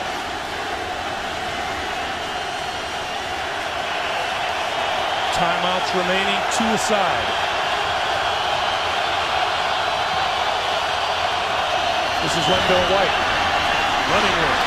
Cuts left, close to a first down, right at the first down marker. He appears to have it.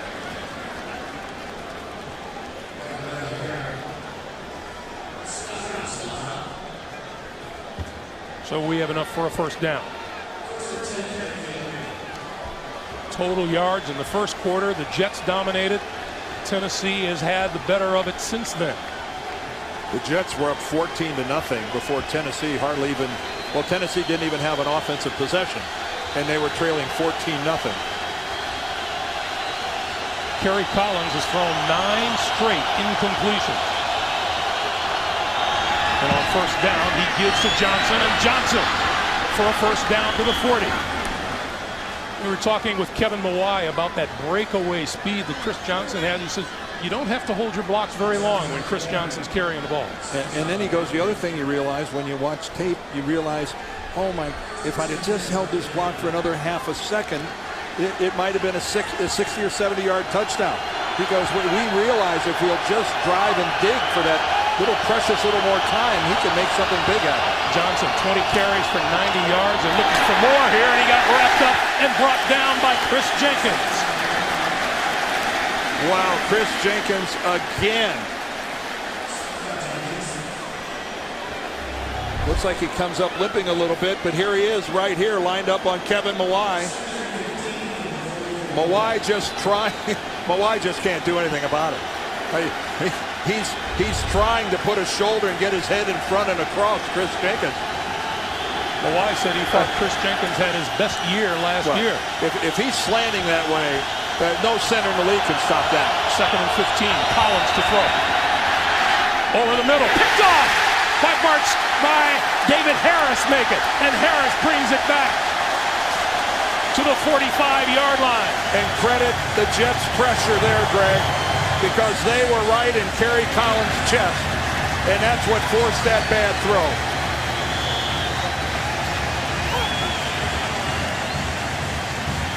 He's got New York Jets right in his face. Take a look at the pocket right here. He just can't step into it at all. This will really give us a good look at this. Boua is really doing a good job of getting right back in him, and Collins just wasn't able to step. In fact, Boua had his hand on Collins' shoulder pad as he was throwing it. And nice job by David Harris of covering up the ball. Thomas Jones, right side, breaking free. 40. Inside the 35 and a first down. There's a flag down back at the 45. Holding, offense number 65. 10-yard penalty until first down. That's the right guard, Brandon Moore, and it'll bring the play back. I think they just changed the call to Alan Faneca.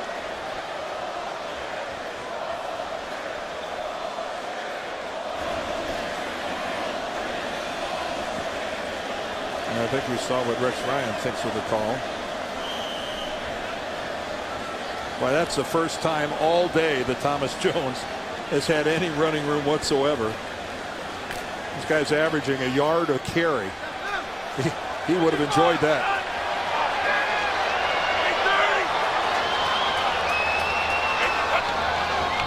On 1st and 20, it's Washington trying to spin out of trouble and cannot at the 37-yard line. Clock continues to move. 3:50 to play. And right now the Jets trying to grind up some clock. Boy, if that run by Washington by Jones rather would have stood, Well, huge advantage for the Jets. Now is Brian Schottenheimer going to trust the rookie quarterback by putting it in the air, both risking a mistake or an incompletion that stops the clock.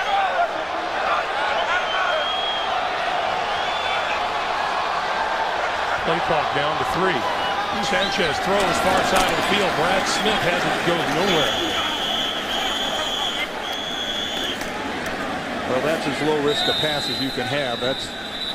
And we get a timeout called by Tennessee to stop the clock at 3:06, and Tennessee with 1 timeout remaining. Yeah, remember Tennessee lost a timeout here in the second half when they had a challenge on that completion to Jericho Cotchery, and it was confirmed as a catch, and that cost them a timeout. So they've got only 1 left.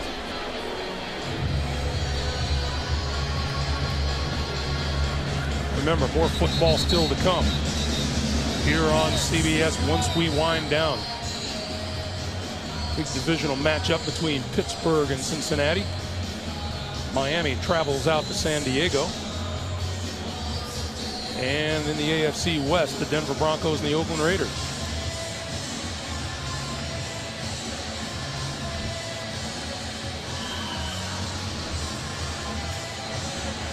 Third and 15.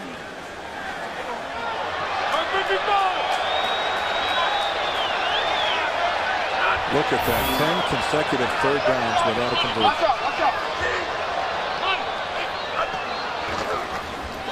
Draw. And that'll get about 5. And Tennessee stops the clock with their last timeout at 3 minutes.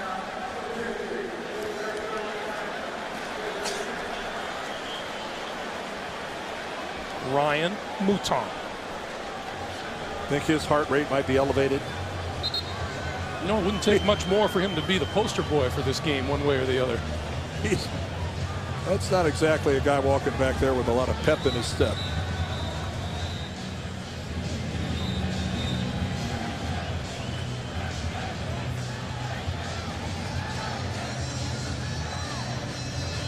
Guy played his college football in Hawaii.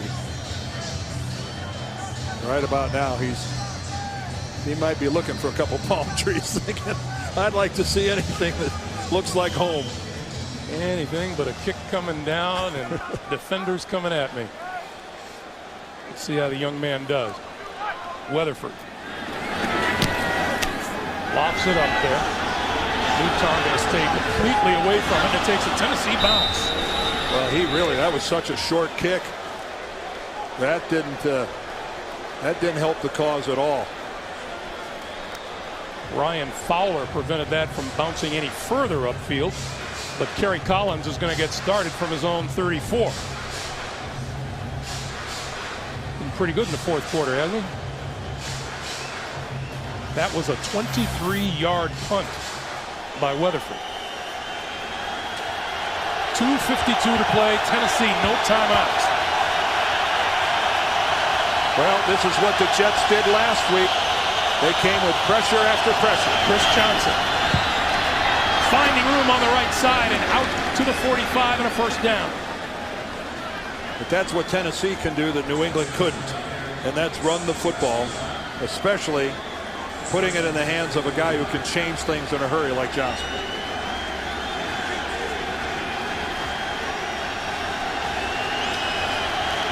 Coming up on 2:25 to play. Collins, near side. Diving attempt is not good. Nate Washington let it fall through his hands. Stops the clock with 2:18. Now this ball just a little too far. That would have been a highlight film catch by Nate Washington, who hasn't been able to catch the last 3 passes that have come his way from Kerry Collins. 2 of them have been drops.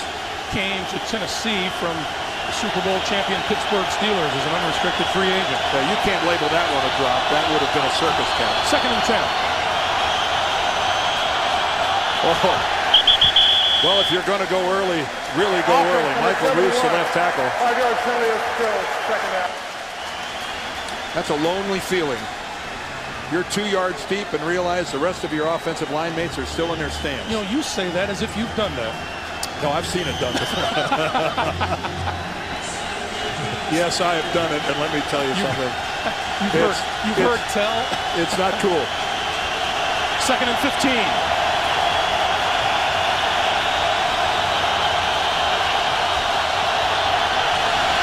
Off the corner.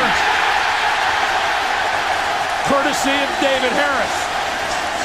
Boy, these guys are relentless coming with pressure, and especially to the blind side of the quarterback. And we're going to get the 2-minute warning before Tennessee runs another play. Here comes David Harris around the edge, and Collins never saw it. 2 minutes to play in the fourth quarter. Greg Gumbel, Dan Dierdorf, and the Jets faithful behind the defense. Tennessee looking at a 3rd and 23.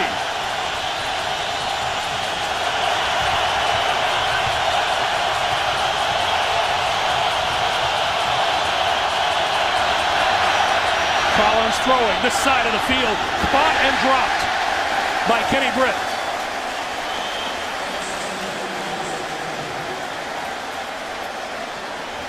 Well, Britt's really trying hard to dig out this ball. It's dropping fast on him, and you can see he almost got it, but the bottom's really fallen out of that thing. He had it, and it really went right through his arms. He could have caught that. I think he knows it. You can see the look on his face. 4th down. Think they'll just rush 3 guys? No one deep for the Jets. I think not. Here they come.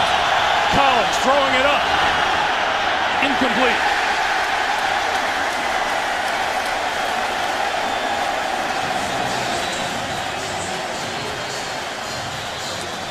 Well, you look at this pressure coming from the Jets.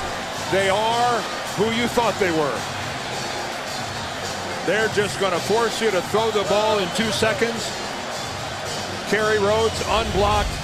Collins knew he just had to launch one and hope he got lucky. If that was Kerry Collins' last play of the game, he finishes up throwing 13 straight passes without a completion.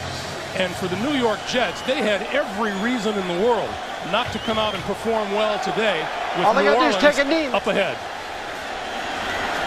Well, 2 surprising results here today.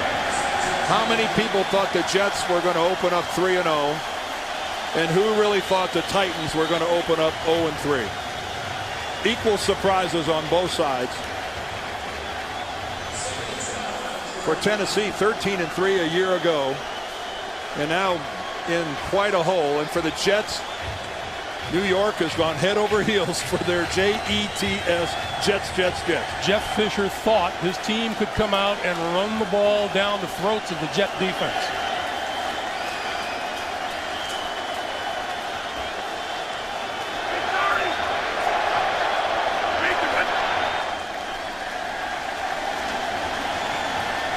Mark Sanchez. That's quite a little line on your early young resume. And the game was so easy at the very beginning. Then there was some adversity in the middle. He dropped, he had a fumble that was recovered. Tennessee went down and scored a touchdown off of his turnover. You got to admire the way he came back and threw the ball when it really counted. Man, there's a lot to like about that kid.